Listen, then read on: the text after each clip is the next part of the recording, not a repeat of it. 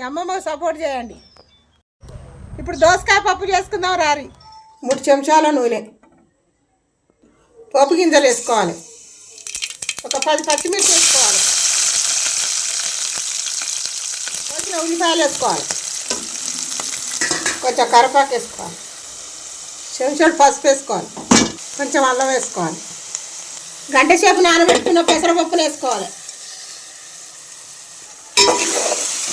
కొంచెం ఉప్పు వేసుకోవాలి,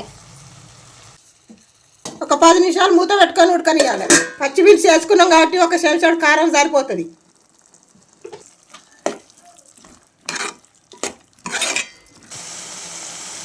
ఒక 2 గ్లాసుల నీళ్ళు పోసుకోవాలి.